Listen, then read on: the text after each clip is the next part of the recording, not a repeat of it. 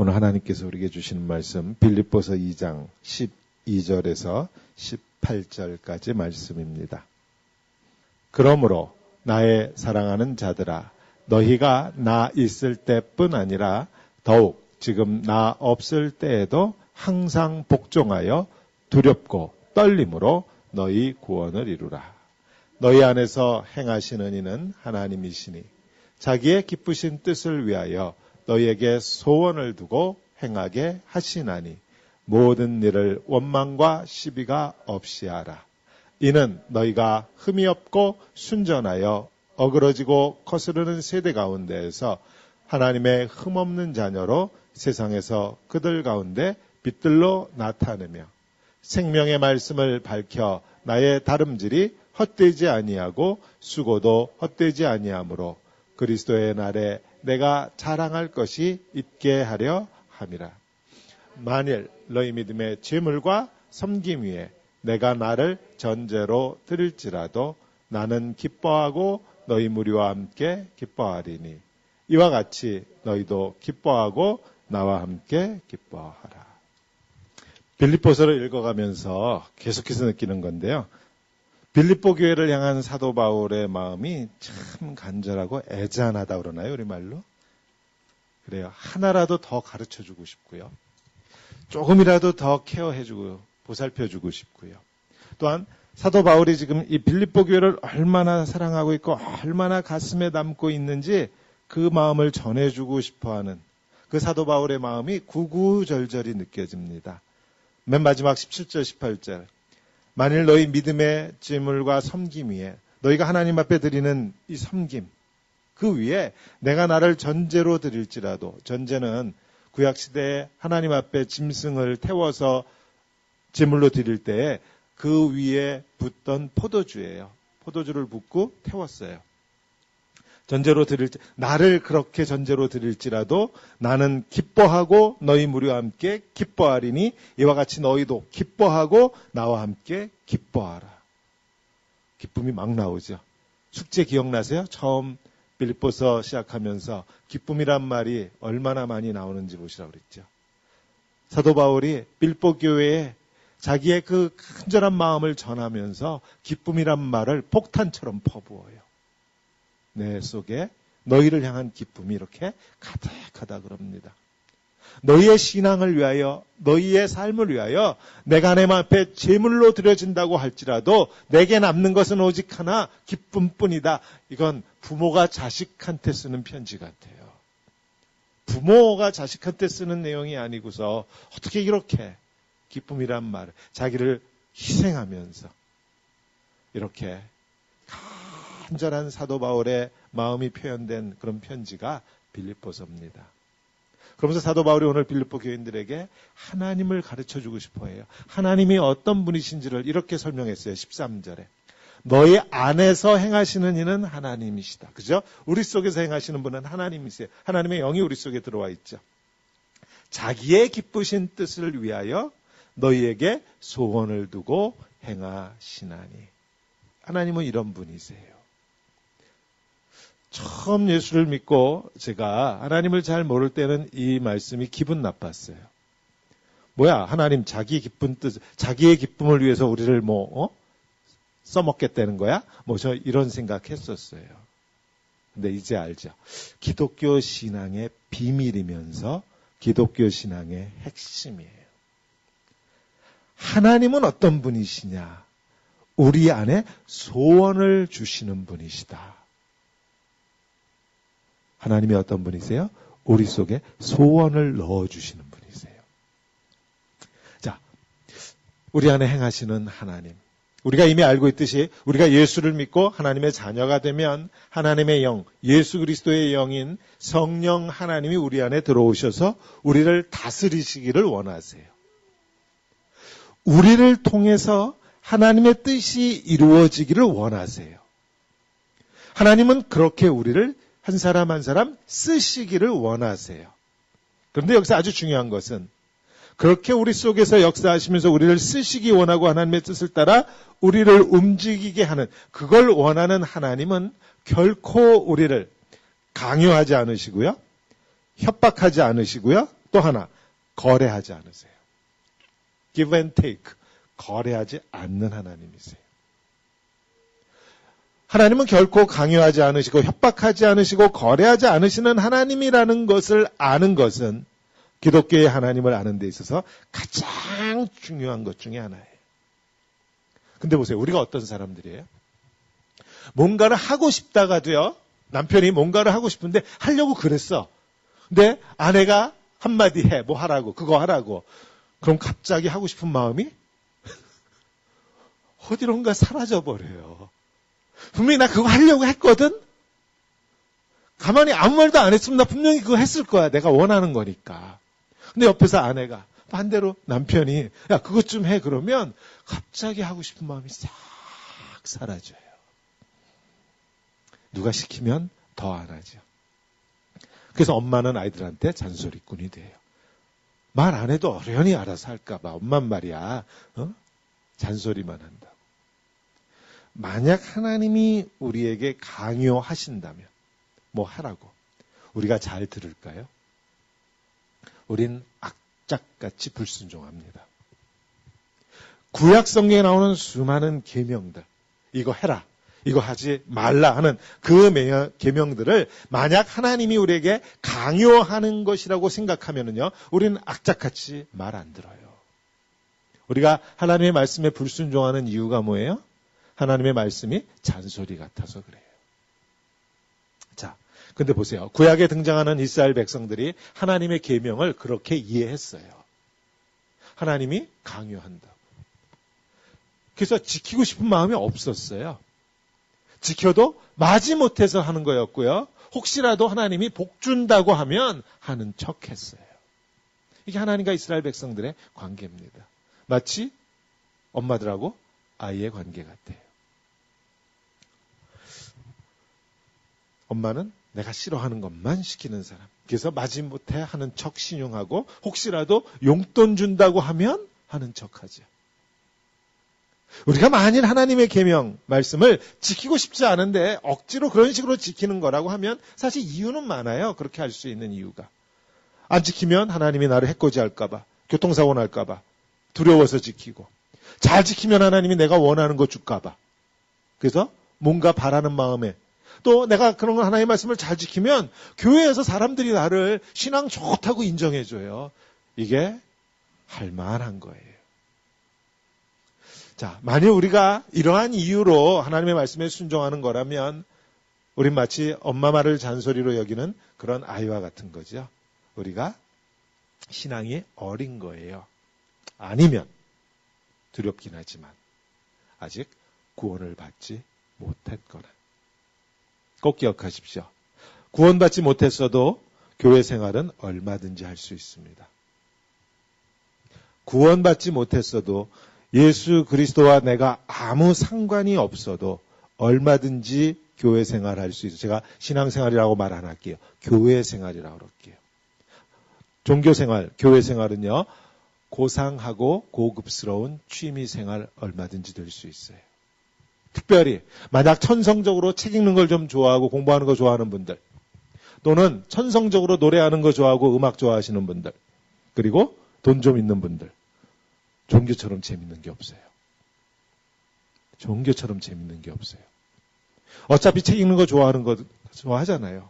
그러니까 사람들이 성경 읽으면 졸려요. 무슨 말인지 하나도 모르겠어요. 그러면은 이해를 못해. 어떻게 저럴 수가 있지? 어차피 노래 좋아하고 음악 좋아해요. 뭐 조용필 대신 찬송가 틀으면 돼요. 운전하면서.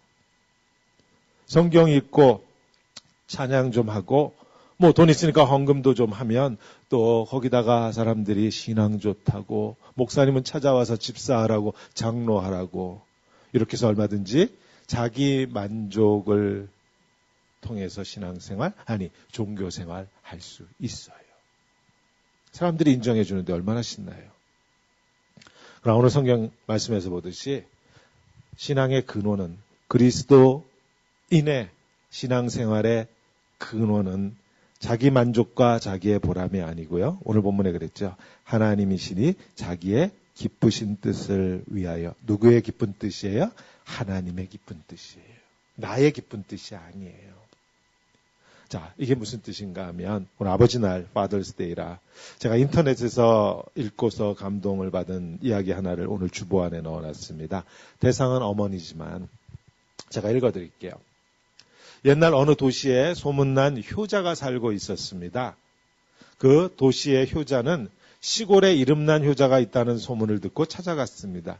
옛날 얘기 기억나죠? 시골쥐, 도시의 쥐 시골 효자 집은 오래된 초가집이었는데 조금 기다리니까 한 젊은이가 나무 한 짐을 지고서 돌아왔습니다.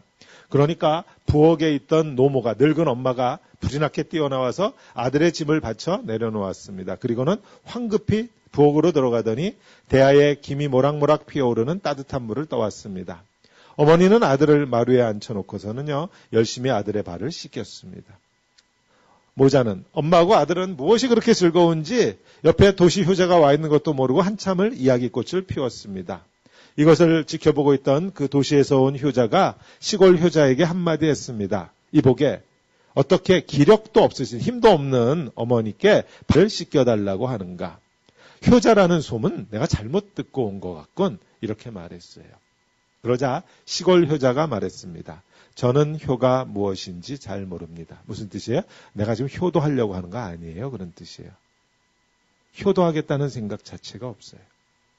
그러나 저는 어머님이 하시고자 하는 일이면 무슨 일인지 기쁘게 해드립니다. 어머님이 하시고 싶은 일을 하실 수 있도록 내가 어머님을 돕는다라는 거예요. 이 말을 들은 도시효자는 깨닫는 것이 있었습니다. 그는 지금까지 자기 생각대로 부모님을 공경해 왔음을 알았습니다. 자기 만족이라는 거예요.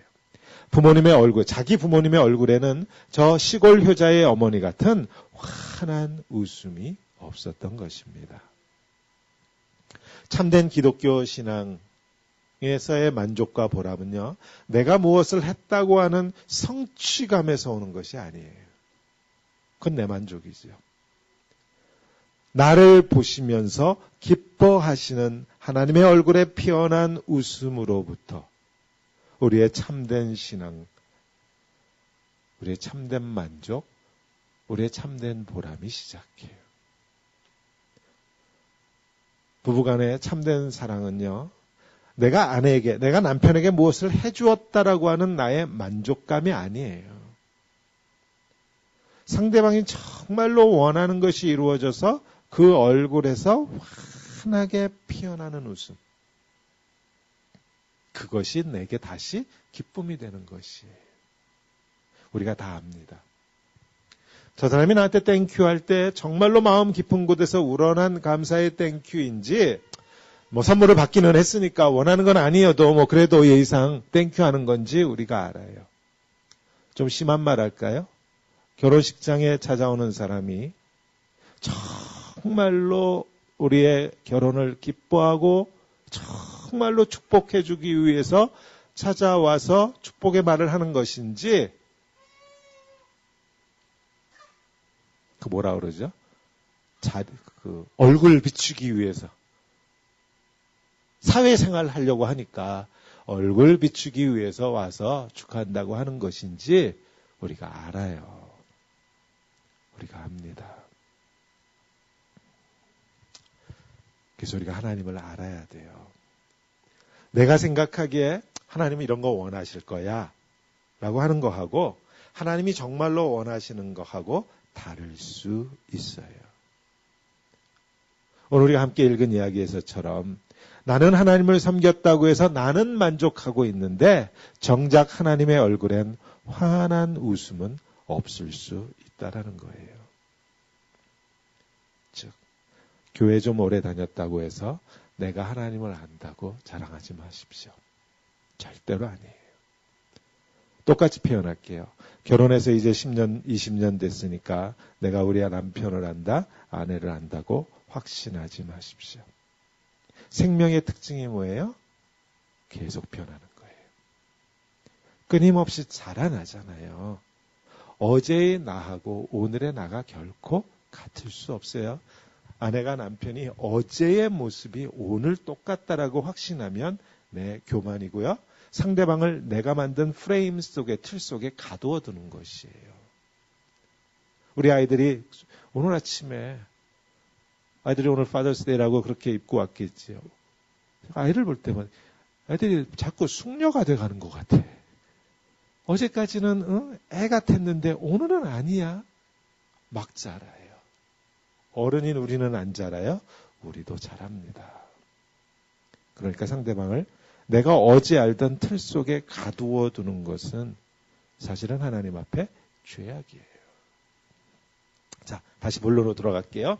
하나님은 강요하거나 협박하거나 거래하거나 그렇게 해서 우리로 하여금 마지못해서 때로는 억지로 하나님의 일을 하게 하는 그런 분은 절대로 아니시다. 그럼 하나님은 어떤 분이시냐? 자기의 기쁘신 뜻을 위해서 하나님의 기쁨이 이루어지게 하기 위해서 어떻게 하신다? 너희에게 우리 속에 소원을 두고 행하게 하신다. 우리 안에 원함, hope, 소망을 뭔가를 하고 싶다라고 하는 그러한 마음을 우리 속에 집어넣는 분이 하나님이시라는 거예요. 자, 예수가 하나님의 아들이신 것을 믿었어요. 이 십자가에 죽은 예수가 하나님의 아들이신 저 예수가 나를 위해서 십자가에 죽으셨다라는 것을 믿었어요. 그랬더니 우리 속에 무엇이 피어난다? 소망이 피어난다라는 거예요. 어떤 소망? 하나님을 기쁘시게 해드리고 싶은 소망이 피어난다라는 것이에요. 너희에게 소원을 두고 행하게 하시나니. 이게 기독교 신앙의 비밀 중의 비밀이에요. 하나님을 사랑하고 싶은 마음이 솟아나 하나님을 기쁘게 해드리고 싶은 마음이 내 속에서 솟아난다라는 것이에요. 내 만족을 위해서 내 노력과 정성으로 뭔가를 해드리는 게 아니라는 것이에요. 예수 믿기 전에는 항상 이랬어요. 항상 머릿속에 자동으로 떠오르는 게 내 유익이야. 이거 하면 어떤 유익이 있지? 이런 거 따졌어요. 예수를 믿고 나니까 내 유익을 먼저 생각하는 것이 아니라 이렇게 하면 하나님이 기뻐하실까? 이게 자동적으로 떠오르더라는 것이에요. 그렇게 하려고 하는 게 아니야. 아침에 일부 예배 때 우리 우람이한테 제가 그랬어요. 자동이지? 내가 우람이한테 야, 떠올리기만 해도 뭔가를 해주고 싶고 가슴속에서 그냥 자동이지? 예수를 믿으면 자동이에요. 하나님의 기쁘심을 따라 하나님이 기뻐하시는 그것을 해드리고 싶은 마음이 내 속에서 소원, 소망, 피어나는 게 이게 자동이라는 거예요. 생각해서가 아니에요. 연애할 때 생각해서 아니잖아요. 그냥 자동이잖아요. 예수를 믿기 전에는 늘 다른 사람의 시선을 의식했습니다. 내가 이렇게 하면 저 사람이 어떻게 생각할까? 물론 내가 속으로는 그랬어요. 난 절대로 다른 사람 시선을 의식하지 않아. 라고 내가 그렇게 생각하고 그런다고 내가 생각했지만 아니에요. 늘 다른 사람들이 만들어 놓은 틀 속에 나를 맞추려고 했어요. 근데 예수 믿고 나니까 이제 그런 시선, 그런 틀에서 벗어날 수 있게 됐어요. 예전에는 그런 틀에 나를 맞추려고 했던 까닭은 내 속이 공허했기 때문입니다. 얘가 텅 비어 있었어요. 그래서 세상 사람들이 만들어 놓은 그 틀 속에 있는 것들 뭐예요? 성공, 명예, 돈 이런 것들로 내 속을 채우려고 했었던 거지. 그러면 좀 만족이 있을까 해서. 다른 사람들로부터 칭찬받고 인정받으면 살 수 있을 것 같아서. 근데 예수 믿고 나니까 나를 지으신 분이 하나님이라는 걸 알았어요. 그러고 나서 곰곰이 생각하니까 하나님은 실수하시는 분이 아니래. 내 지금 모습이 하나님의 실수로 인해서 망가진 모습이 아니라는 것이에요. 혹시라도 삶이 힘들고 몸이 아파서 하나님이 원망스럽고 힘든 성도님들께 권면합니다.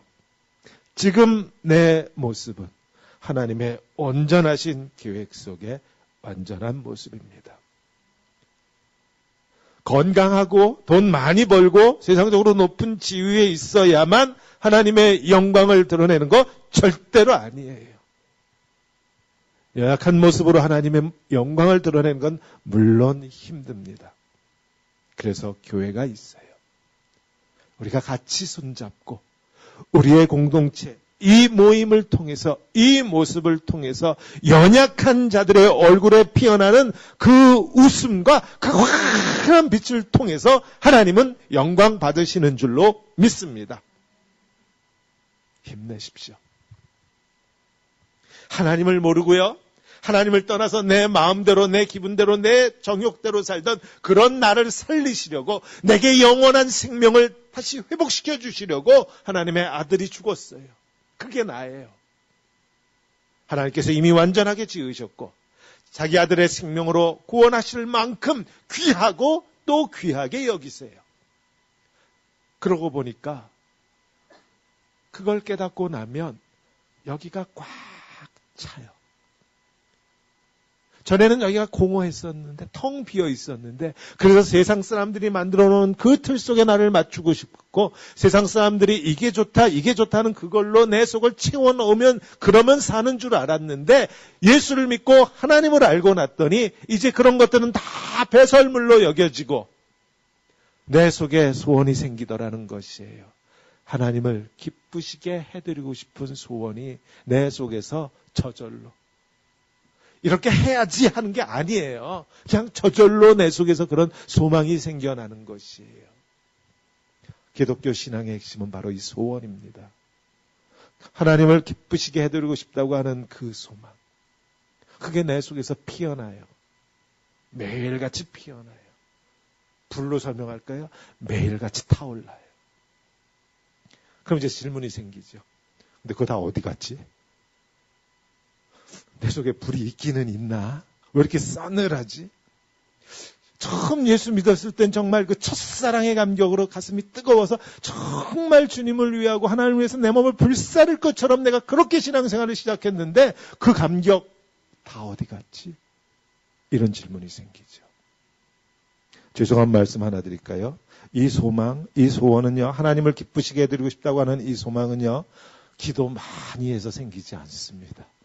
오해하지 마세요. 기도 조금 해도 된다는 뜻이 아니에요. 기도를 많이 하면 그런 소망이 생기고, 기도를 적게 하면 그런 소망이 안 생기고, 즉 이런 식으로 우리의 노력과 정성에 비례해서 생기기도 하고 안 생기기도 하고 이런 게 아니라는 거예요.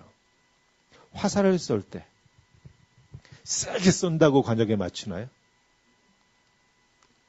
화살 날아가는 속도가 빠르면 빠를수록, 우리의 노력과 정성을 더하면 더할수록 명중하는 거 아니잖아요. 올림픽 메달 화살 속도에 따라 주는 거 아니죠. 누가 세게 쏘았나에 따라 속도 센 사람한테 메달 주는 거 아니에요. 우리의 노력과 우리의 정성이 중요합니다. 그러나 핵심은 방향이에요. 기도를 많이 하면 하나님을 기쁘시게 해드리고 싶은 그런 소원이 저절로 생기는 게 아니고요. 방향을 맞추면, 속도는 느려도 명중해요. 방향이 맞으면. 방향이 어디예요, 우리에게? 십자가입니다. 내 만족이 방향이 아니고요. 십자가, 하나님께서 기뻐하시는 하나님의 기쁨이 관역이에요. 이 관역이 정확하기만 하면 속도는 좀 떨어져도 괜찮아요. 구약 성경의 이스라엘 백성들 기억해 보자고요. 이스라엘 백성들이 노력이 부족하고 정성이 부족했나요? 1년에 3번씩 예루살렘 성전에 올라가서 그 당시에 무슨 교통이 그렇게 발달했다고. 거기를 1년에 3번씩 찾아 올라가서 하나님 앞에 제사 지내던 사람들이에요. 노력이 부족한 거 아니고 정성이 부족했던 거 아니에요. 예수님께서 오셨을 때 백성들로부터 존경을 받았던 바리새인들의 문제는 그들의 노력과 정성이 부족했던 게 절대로 아닙니다. 바리새인들의 노력과 정성은 지금 우리는 그 발끝도 못 쫓아가요. 그랬음에도 불구하고 주님은 바리새인들을 꾸짖으셨고요. 하나님은 이스라엘의 제사를 거부하셨어요. 이들이 드렸던 제사는 하나님을 기쁘시게 해드리고자 하는 마음의 소원에서 출발한 것이 아니었습니다. 자기 만족에서 출발했던 것. 내 노력, 내 정성이 계급장이 되었던. 신앙이 계급장이 되었으니까 당연히 다른 사람들을 정죄하는 도구가 되었어요. 지난주에 그랜 래피즈에 출장을 갔다 오면서 시카고 공항에서 이제 비행기를 갈아타고 오는데 요즘은 담배를 피고 싶어도 공항은 나가서 피고 올 수도 없잖아요. 한번 들어가면 못 나가거든요. 이렇게 걸어가는데 요만한 룸이 있어. 몇몇 사람들이 그 안에 담배를 피고 있더라고요. 그걸 이렇게 보는데 그런 생각이 들었어요. 왜 교회는 교회 안에 흡연실을 안 만들어주나? 그리고 왜 교회는 담배 핀다고 정죄하고 담배 끊으면 교회 와서 예배 드릴 수 있다라는 식으로 흡연실을 안 만들어주면 그런 의미잖아요. 밖에서 담배 피면 지나가는 사람 보는데 은혜 안 된다고 욕하고 교회가 안에 흡연실을 만들어 놓는 게 당연한 거 아니에요? 그런 사람들이 예수가 필요하니까 와야 되는 거 아니에요? 언제 하나님이 우리한테 너 죄악 다 끊으면 내가 너를 용서하고 구원해 주신다고 그랬어요? 여전히 죄 짓고 있는데 우리를 왜 죽으셨고 우리를 구원하셨잖아요.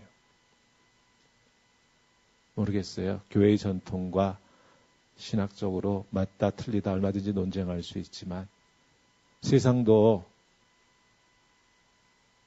담배 피는 사람을 배려하고 그들을 위해서 공항 안에 흡연실을 만들어뒀던데 교회도 그런 사람들이 좀 편안한 마음으로 교회에 나올 수 있도록 해야 하는 거 아닌가.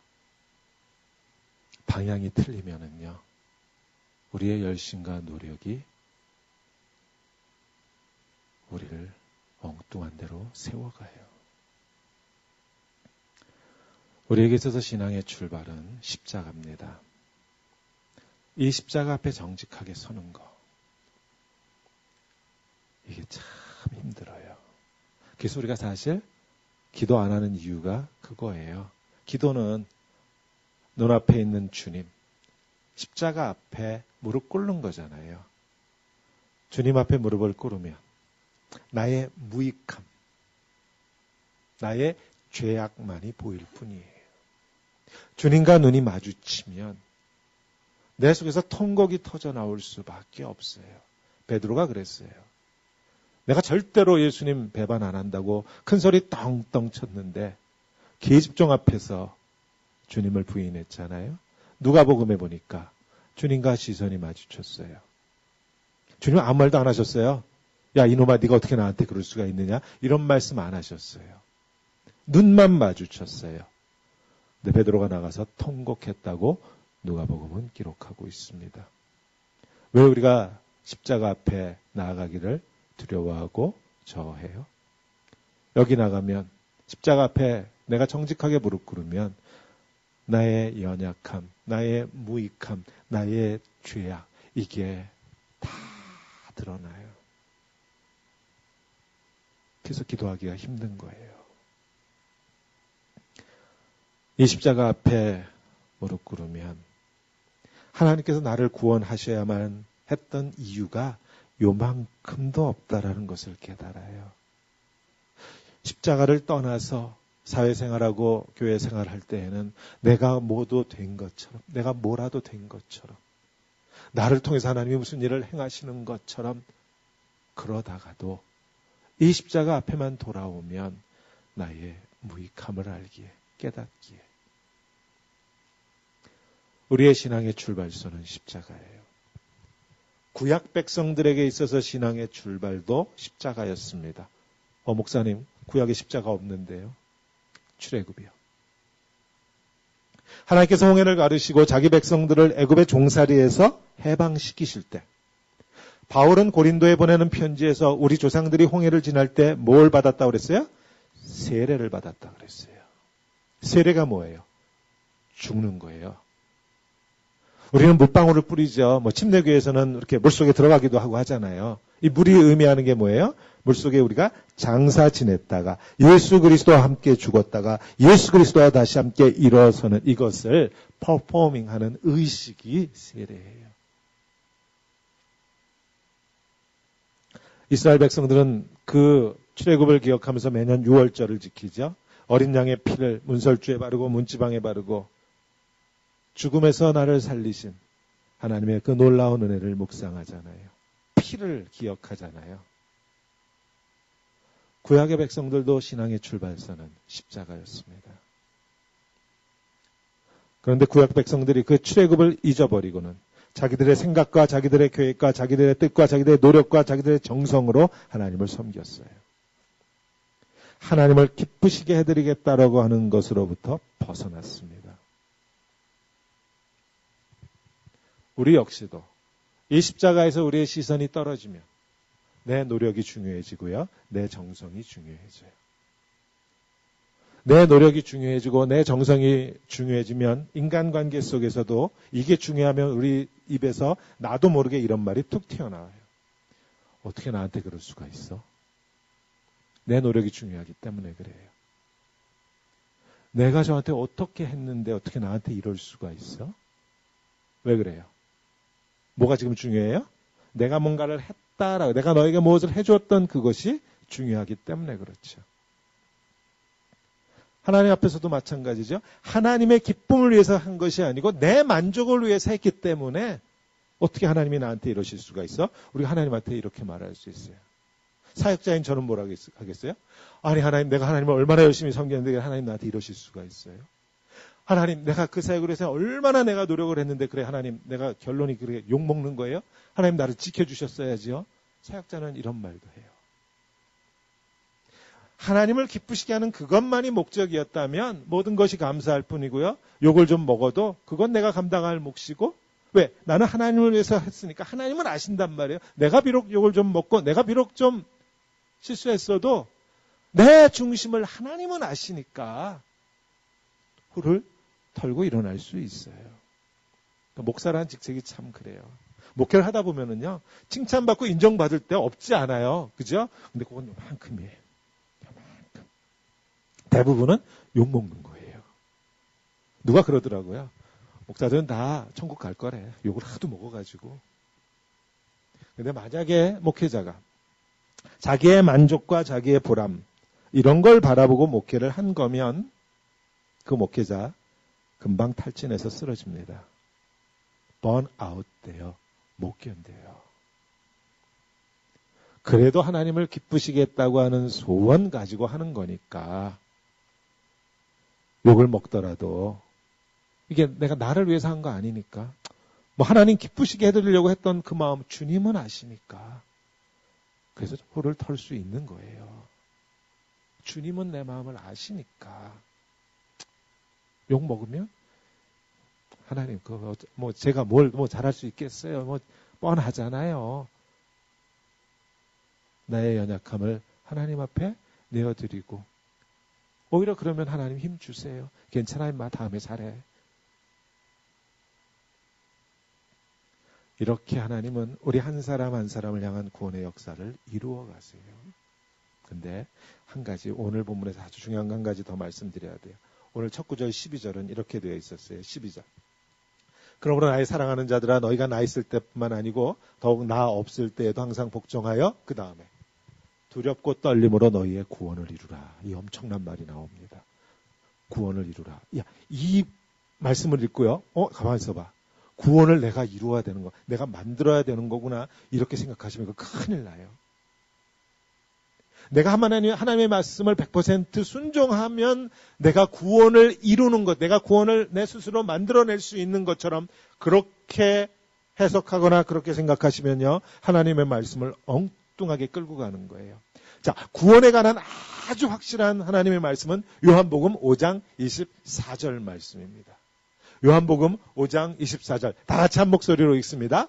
내가 진실로 진실로 너에게 이르노니 내 말을 듣고 또 나 보내신 이를 믿는 자는 영생을 얻었고 심판에 이르지 아니하나니 사망에서 생명으로 옮겼느니라. 아멘. 영생을 얻었고 과거 시제예요. 사망에서 생명으로 옮겼느니라. 영문법으로 할게요. 현재 완료형이에요. 끝났다는 뜻이에요. 구원에 있어서 가장 중요한 특징은 과거형입니다. 사망에서 생명으로 옮겼다예요. 우리가 우리의 마음과 우리의 입술로 예수가 하나님의 아들이십니다. 저 십자가에 죽은 예수가 나를 위하여 내 죄를 감당하기 위하여 죽으셨습니다. 나의 주님이십니다라고 고백했을 때 하나님은 우리를 구원하셨어요. 끝났어요. 그때 하나님이, 오늘 정우로 할까? 정우 얼굴을 딱 보니까 저 고백이 진짜일까? 저 고백이 진짜인지 가짜인지 저기 좀 불확실하니까 정우야, 지금부터 너 하는 거 봐서 내가 너를 구원할지 안 할지, 너를 천국에 들을지 지옥에 던져버릴지 너 하는 거 봐서 결정하겠다. 이거 아니에요. 정우야, 그거 아니야. 절대로 아니야. 하나님은 아세요. 우리의 고백이 진짜인지 가짜인지 아세요. 그런 분들 있죠. 성경 공부할 때 가룟 유다는 예수 믿고 구원 받았는데 나중에 하는 짓이 괘씸하니까 하나님이 구원 뺏어버린 거잖아요. 아니에요. 아니에요. 요한일서 2장 18절 19절 한 번 더 봅니다. 요한일서 2장 18절 19절 다 같이 읽습니다. 아이들아, 지금은 마지막 때라. 적 그리스도가 오리라는 말을 너희가 들은 것과 같이 지금도 많은 적 그리스도가 일어났으니 그러므로 우리가 마지막 때인 줄 아노라. 지금이 그런 때예요. 그들이 우리에게 나갔으나 우리에게 속하지 아니하였나니 만일 우리에게 속하였더라면 우리와 함께 거하였으려니와 그들이 나간 것은 다 우리에게 속하지 아니함을 나타내려 함이니라. 이게 무슨 말인가 하면은요. 교회 안에 어떤 사람들이 있었어요. 근데 이 사람들이 나갔어요. 교회를 나갔다라는 뜻이 아니고 저기서의 뜻은 예수로부터 멀어졌다라는 거예요. 예수를 부인했다라는 것이에요. 그러니까 이런 질문이 돼요. 예수 믿고 구원 받았던 사람들이 하나님께서 저 사람들을 구원해서 떼어놨다. 구원을 취소했다라고 이렇게 생각하기 쉬운데 요한일서에서 하나님은 아주 분명히 우리에게 이렇게 말씀해요. 저들이 우리에게서 나간 것은 애초부터 우리 속에 있지 않았다라는 것이에요. 예수님도 똑같은 말씀하셨어요. 알곡과 가라지가 함께 자라난다라고 했잖아요. 지금 뽑고 싶은데 뽑지 못하는 이유가 뭐예요? 가라지 뽑다가 알곡까지 다치게 할까 봐 어떻게 하시겠다? 마지막 추수 때에 그때 알곡과 가라지를 따로 분리하시겠다고 그랬죠. 똑같은 말이에요. 아까도 말씀드린 것처럼 취미생활로 얼마든지 할 수 있다고 그랬어요. 그럴듯하게 보여요. 오히려 가짜기 때문에 더 그럴듯하게 보일 수도 있어요. 가룟 유다는 구원을 받았다가 행실이 괘씸해서 하나님이 구원을 취소시킨 게 아니고 애초부터 구원받은 자가 아니었다는 뜻이에요. 구원은 이렇게 과거형입니다. 그러나 과거형만 있는 게 아니라 오늘 본문에처럼 이런 현재형이 있어서 두려움과 떨림으로 너희의 구원을 이루라라는 현재형도 있어요. 근데 본문에서 사도 바울이 빌립보 교회에 이 말을 왜 했겠어요? 이미 구원받은 자들인데 왜 이런 말을 했겠어요? 너희의 구원을 이루라 현재형으로. 교회 안에 이런 사람들이 있었던 거예요. 나 이제 구원받았으니까 무슨 짓을 해도 괜찮아. 우리가 흔히 말하는 방종이죠. 나 이제 구원받았고 내가 죄에서 해방됐어. 내가 무슨 짓을 해도 더 이상 죄가 사탄이 나를 어떻게 못해. 그러니까 내 마음대로 해도 괜찮아. 이런 식으로 신앙생활을 하는 사람들이 교회 안에 있었다라는 것이에요. 그들을 향한 권면입니다. 예수 믿고 하나님의 자녀가 되어 구원받았다고 그러는데 하나님을 향한 사랑이 마음속에 식어가 하나님을 기쁘시게 해드리겠다고 하는 마음은 없고 자기 마음대로 신앙생활 하면서 나 구원받았다, 나 천국 가는 티켓 가졌다, 이런 사람들을 향해서 지금 사도 바울이 무슨 얘기하는 거예요? 들여다보라는 것이에요, 너희의 속을. 너를 구원하신 예수 그리스도의 영이 내 속에서 지금 어떻게 계시는지 보라는 것이에요. 내 마음속의 보좌 위에 성령 하나님이 앉아 계시는지 네가 앉아 있는지 보라는 것이에요. 그래서 구원을 현재형으로 말합니다. 너희의 구원을 이루라. 우리가 우리의 구원을 만들어낼 수 있다는 뜻이 절대로 아닙니다. 첫 사랑이 너희 속에 살아있느냐라고 하는 질문이에요. 하나님을 기쁘시게 해드리고자 하는 그 소원이 너희 속에서 활활 타오르고 있는지 확인하라는 말이에요. 언제? 매일매일. 매일매일. 언제 우리의 이 불꽃이 활활 타올라요? 하나님을 기쁘시게 해드리려는 소원이 언제 우리 속에서 샘솟아요? 우리가 십자가 앞으로 돌아갈 때예요. 십자가를 떠나서 우리 속에 이 소원은 절대로 생기지 않습니다. 십자가를 떠나서 우리 속에 하나님을 향한 사랑, 하나님을 기쁘시게 해드리고자 하는 마음, 안 생겨요. 오직 십자가예요. 어찌 생각해보면 기독신앙은 무지하게 간단해요. 흐트러질 때마다 십자가 앞에 가서 무릎 꿇으면 하나님은 우리의 마음을 정결하게 하시고 내 스스로 내 자신에게 정직하게 하시고 내 속에 있던 그 더러운 것들, 높아졌던 것들, 원망스러웠던 것들, 이 모든 것들을 하나님께서 저 보혈로 오늘도 우리를 깨끗하게 하셔서 다시금 하나님을 기쁘시게 해드리고 싶은 그 소원이 우리 속에서 활활 불타오르도록 나타나요. 십자가. 오늘 성도님들의 심령 속에 이 십자가가 다시 한번 분명해져서 하나님의 은혜가 강물처럼 흐르는 귀한 역사가 함께 하시기를 우리 주님의 이름으로 축원합니다. 기도하겠습니다.